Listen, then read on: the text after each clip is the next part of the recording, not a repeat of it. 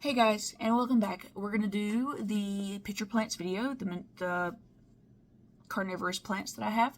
I have lowlander nepenthes and I have standard Venus flytraps. I don't know what their subtext name is, but they're rescue plants from like Home Depot, Lowe's, Walmart, that kind of thing. Keep in mind that these videos that I have been taking, they have been over the course of a few weeks. Now, as of today, hoping I have the video up, it is August 31st. Yesterday was the big storm Idalia, so these videos, as it progresses, it starts a couple of weeks ago and ends today when I was trying to do some more gardening. So without further ado, okay, so I promised some video about my plants. These are the pitcher plants that I actually ended up buying at a craft fair. I'm not sure why this particular pot is black on the bottom. I think it's because it actually had a cicada in it, like a dead cicada. Might have been too big, but I've actually, for some reason, this little fella right here, I've got little babies growing in. You can tell this plant is a bit big for its britches, and it's got a baby growing off of it. It's very large and growing way too big for this planter, and I know it's not the right time of year to be transplanting these plants or anything. Of course, I got my Venus flytrap right in the middle. Look how tall they are. So I got them nice and watered. Get some water in there. You look a little dry, so get some water in there. And then, of course, this big, beautiful pot right here. It's even got spines on its lid. And this is the big-ass planter that I am preparing for the Venus flytrap. I'm going to get some more, and I buy rescues from Walmart. This thing is literally like, here's my spray bottle. I'll stick it like right there. Look how big this damn thing is. Like, it is freaking huge.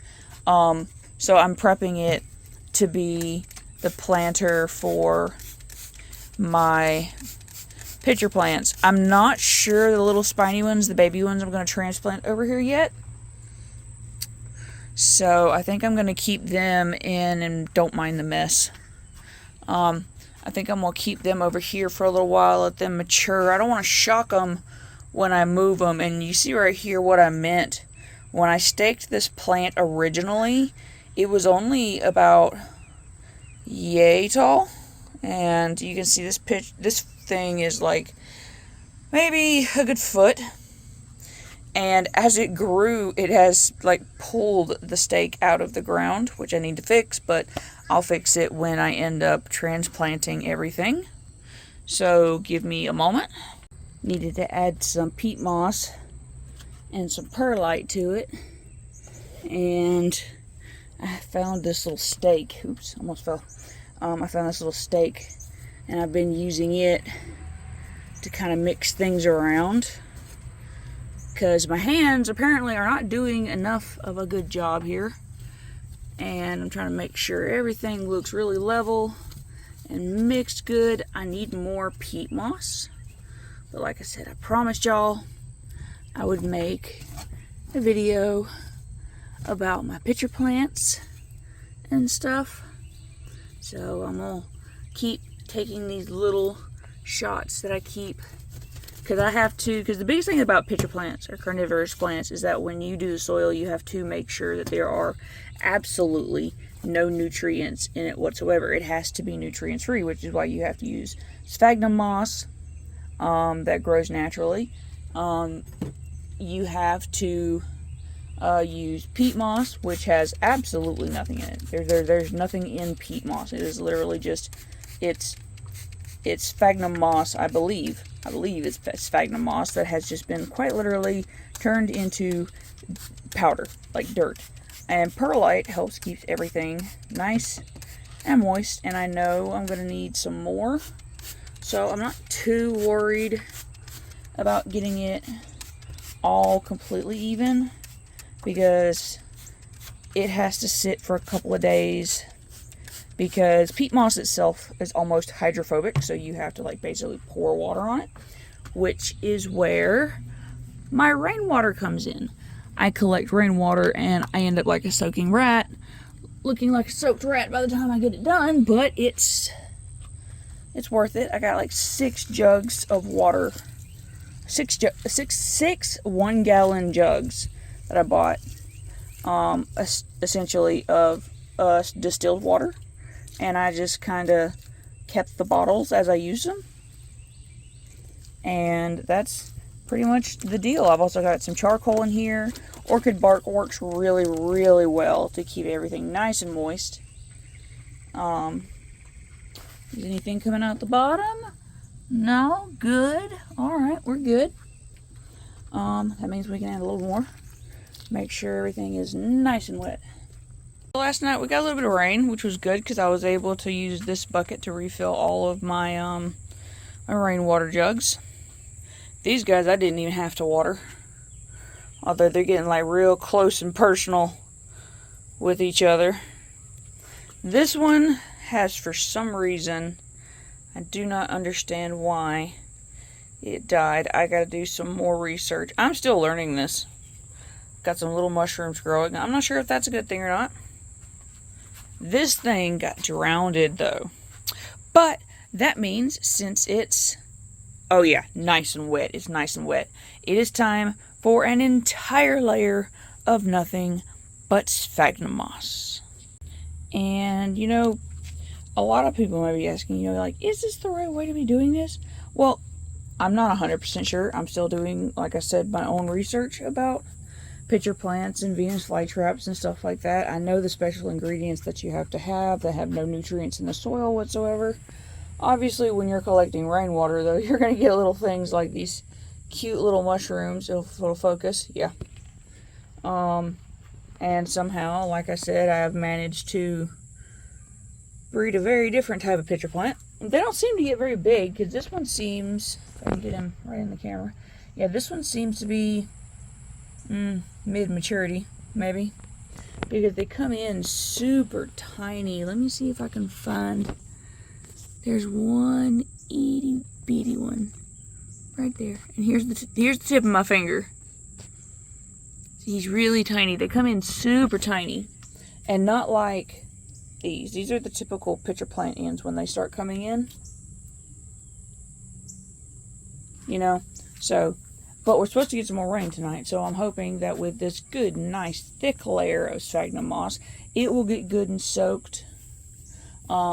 Then I've got to build up more peat moss. I'm actually hoping to put like a small, like, pond in here.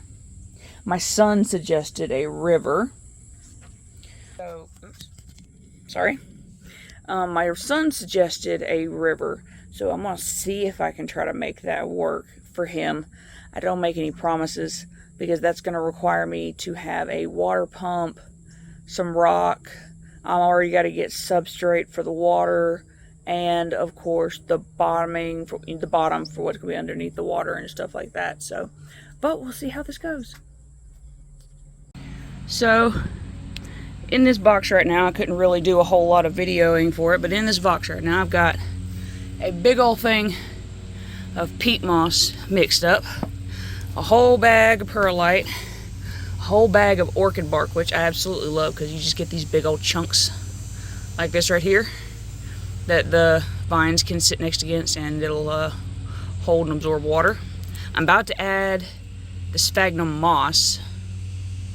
And, but first, I was prepping this little container right here for my Venus flytrap, because I know my Venus flytrap needs to go into a bigger container. So I'm going to just take some of this right here and just kind of plop that down in here, because from what I understand, and have been experimenting with, is that once the soil is prepped and ready to go, it needs to set for a couple of days in order to get all the intermingling, like, accustomed to each other kind of deal.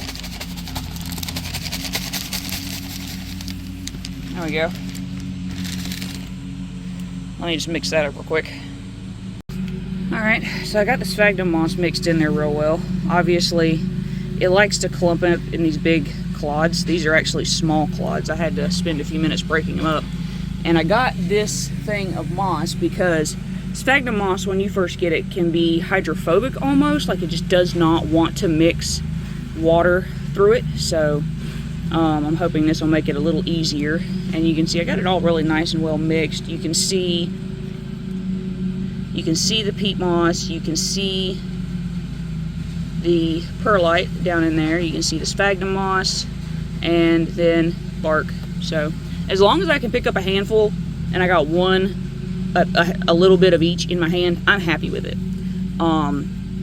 So now I got to transfer it over into here and try to keep my pot. I'm actually going to try and level the pot a little bit, but I don't want to like cover it yet because I still got to put my Venus flytraps in it. And my Venus flytraps have like taken over the jungle over here. I keep having to rescue my pots like out of the mouths of my Venus flytraps. So that, and they've got some weeds growing in them. So, but let me get this mixed over here and wet a little bit. Okay, so this is currently what we're looking at. And no, I do not have this buried quite yet.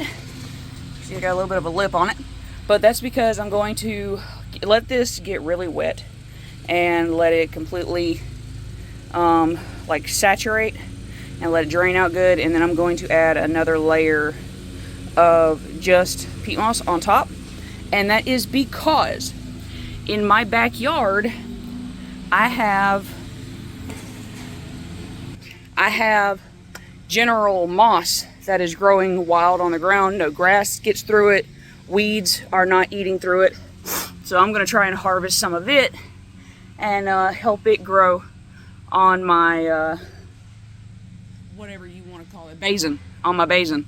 But yeah, I'm going to add a whole a thicker layer. I may bury that pot just a little bit deeper, but that's my intent. And so I'm going to wet this down and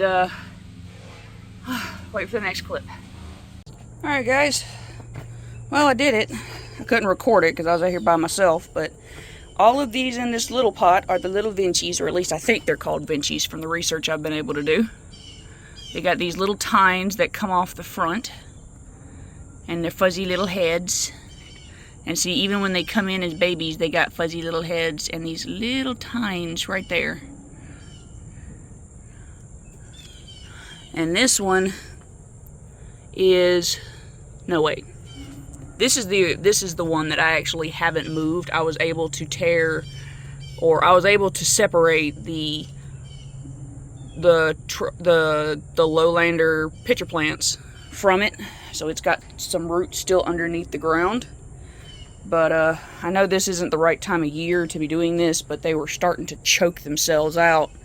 So I've created these little mounds over here. See, this is the really big and tall one that has got like a bunch of pitchers growing in it. And these, I believe, are called lowlander pitcher plants, from what I can tell, because it's got this red line, a very distinct red line up, and then green at the bottom of the pot. And this is actually the top of it that I had to cut and get it rooted over here. Hopefully it'll take. I was able to create a little mound for my Venus flytrap because I really want some butterworts and sundews.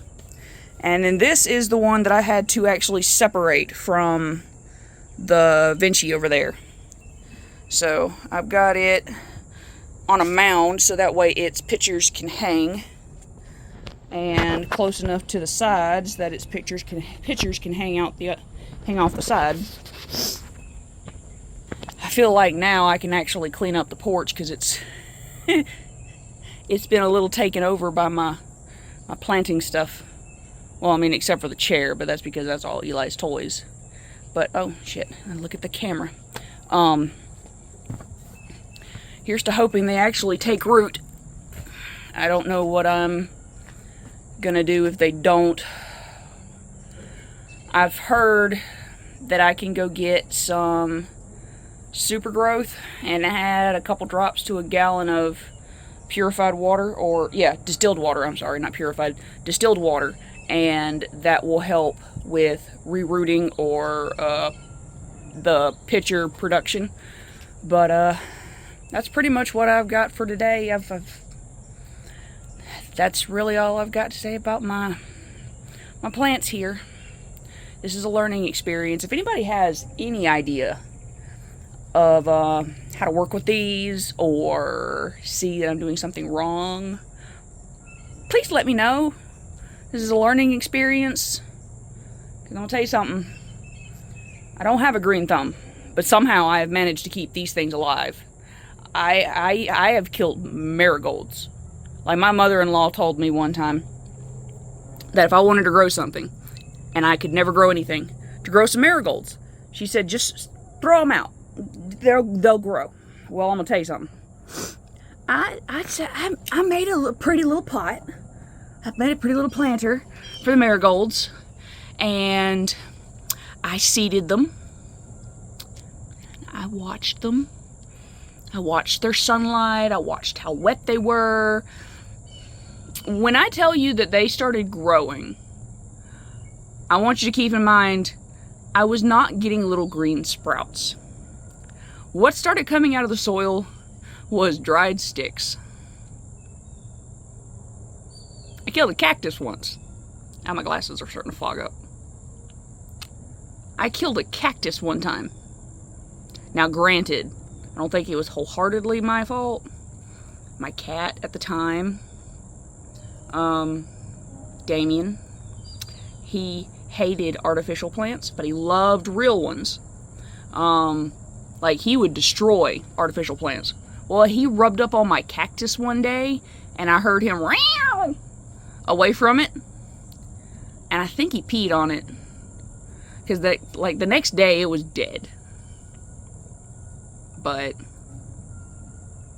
that being that, this is the end of this particular video for my carnivorous plants. Oh, look at this one. Look. It's got, like, right there. Yep, that one is, like, mostly red. I'm getting a couple of those pictures that are coming in, like, more red than they are green. But anyway. It's catching!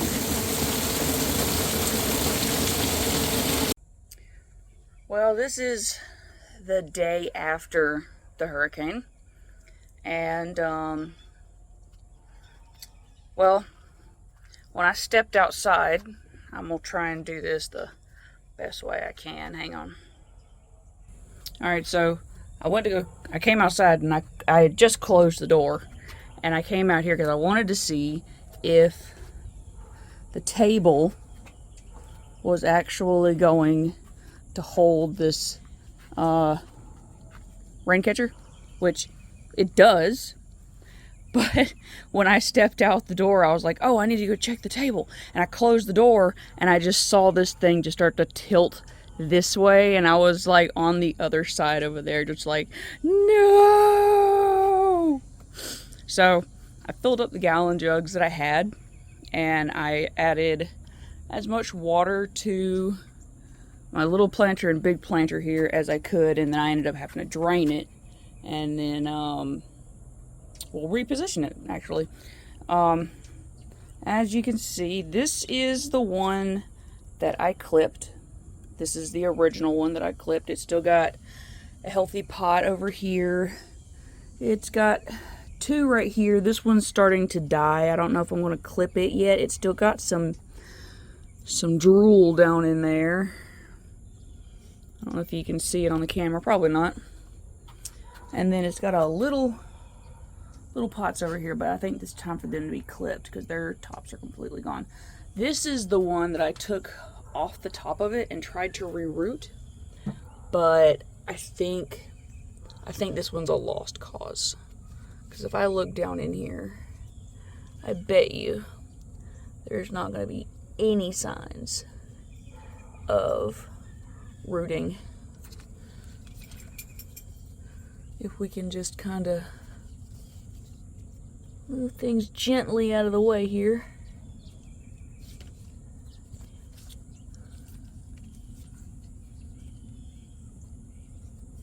Just gently.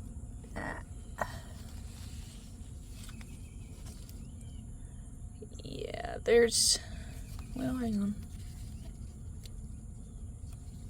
Yeah, it's not even trying to root. But, I mean, I really don't know what to do here, because I want to try and save it, but I don't know if that's going to be possible. And then this is the other plant. It's still got a couple of healthy pots on it, and like I said in the beginning, this was not the right time of year to try and transplant these guys, but they were all like, they were like choking themselves in that small area of the little pot. So, hang on a second. I can get you down there. There you go. So, my Venus flytrap doesn't look too particularly happy either. I don't know if it got drowned or if it's gone dormant or what. But what we're going to try and do right now, because like I said, this is like the day after the, what was her name? Idalia storm? Idalia, whatever. And you can see this pot has shriveled. Like, it's not even hard, it's soft. And it's just, the leaves are all kinds of pitiful. And I don't know, I'm gonna try something. We're gonna see how this works. So I'm gonna strip these leaves down and expose the stem a bit. And we're gonna see if we can get it to kind of open up for us. So what I'm doing is basically like you would do with roses. Now, I don't know if this is gonna work. Like I said, I have never been able to root anything. Actually, this is the first time I've been able to keep anything alive, to be honest. So I'm literally flying by the seat of my pants here. But I need to move all this back out of the way, because a lot of the peat moss that I still have in here is still really hydrophobic. So that might be why I'm having some trouble rooting, which wouldn't surprise me. So kind of mix this up a bit, make sure it all gets a good amount of moisture, kind of pull from the soggy stuff. And this is kind of what I'm dealing with at this moment. I don't really know where to go from here. I'm thinking maybe I need to move the pitcher plants over to this side, because you can obviously right here where it's getting more sun over here, versus having like my Venus flytraps, instead of like down in a valley, which is what I've tried to create here, put like my Venus flytrap like over here. I think, I'm not really 100% sure. I'm literally flying by the seat of my pants. I don't know what I'm doing. I'm experimenting is what I'm doing. Because like I said, I have never been able to successfully grow anything or root anything. I can keep plants alive, you know, and I've been able to like transplant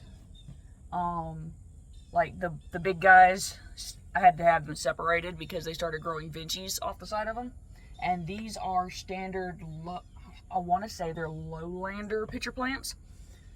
They're just traditional Nepenthes.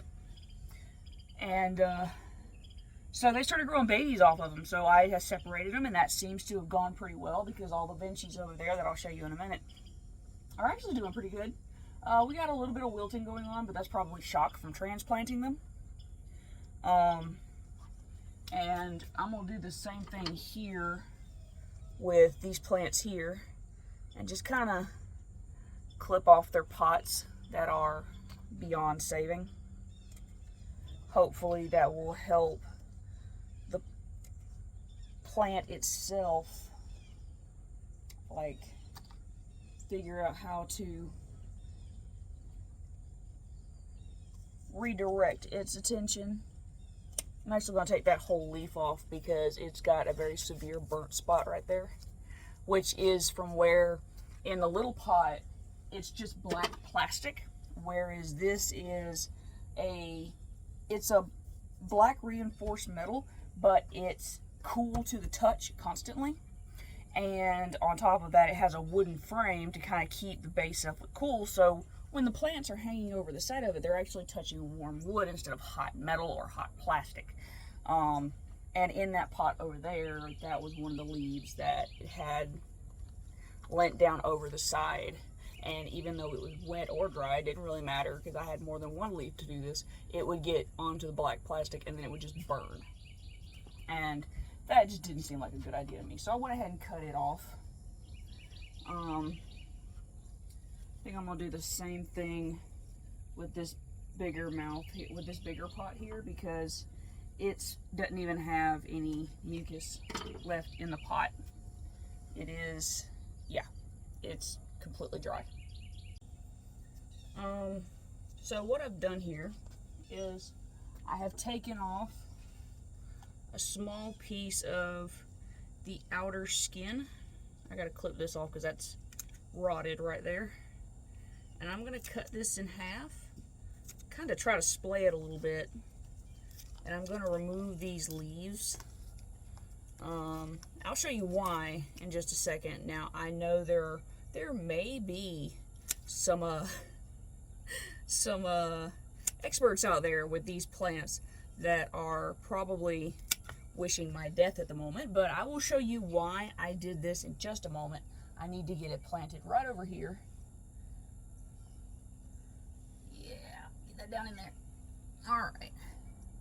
All right, so I'm hoping that now I've got it less leaves so it doesn't have to focus so much on it, less stem, no rotted pots on it.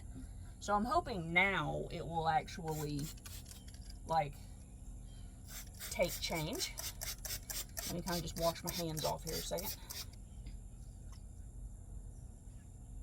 Now, I am kind of curious to know what would happen if I buried these pots. I feel like I would just end up with like just rot, because these pots are nothing more than stomachs basically. So I'm not really sure what would happen. You know what, I got a little more stem here. Might as well try it with this too. Give it a shot. There we go. I got it nice and split open. I'm trying the rose method, okay? I'm gonna see if it works. I really have no idea if this is gonna work or not. So I'm trying the rose method. Well, my great-grandmother's rose method anyway. And yes, I know, Nepenthes are far different than, you know, roses, but forgive me, I'm a little desperate here. So I need to mix up what's underneath you guys that you can't really see, because it's still really compact. I got these stakes that help me mix it around a little bit sometimes. I've still got to get moss transplanted over, but I want to make sure the plants are doing really good before I get the moss transplanted over here. Alright, so this has got a little bit of sphagnum moss in it. So what I'm going to do is I'm going to kind of dig a little trench here, because eventually I'm hoping to actually add moving water through here. I know that's going to require like a lot more engineering on my part, but essentially what I want to do eventually is to be able to have moving water in here. It's going to require a pump and stuff like that. But as I showed you, I have the rain collector. Oh God, my back. I've got the rain collector. So rainwater is not really an issue now. Of course, it might be in the future, especially during the winter. I'm not sure how that's going to pan out. But here's to hoping. We're gonna try and do our best. So I'm gonna bury this with it split like this a little bit. That's what my great-grandmother used to do. Now, I am having a bottle delivered, should be Monday, It's called Super Thrive, which I have been told that even the pickiest plants, like Nepenthes and Venus flytraps and stuff like that, it will help promote growth. So I don't know if it's going to work. It's supposed to be like a miracle vitamin type deal. I'm not banking on this being like the best thing that I've ever gotten my hands on, but I am hoping for a little bit of relief for my poor babies. Hey, Mama. Alright guys, well, you've seen the progress that I've made so far, and I'm actually doing this as an afterthought because I didn't realize that in that last clip, y'all got mostly boob and garden. So, I apologize for that, but anyway, I hope you enjoyed the video. I can do some more in the future if anybody wants to know anything else. If anybody is actually watching this that knows what they're doing with carnivorous plants, particularly Nepenthes, and you have any advice or tips, or you see that I am doing something wrong, please let me know down in the comments, because I am flying by the seat of my pants on trying to make sure that these things survive. When I say I've never been able to keep plants alive, I mean it. I've kept an orchid alive to a point that the blossom falls off and like the stem is still green, but I never get new buds. I killed a cactus one time. For some reason, the carnivorous plants are surviving, except for that one cut piece. But anyway, I'll see you guys later. Bye. Love you.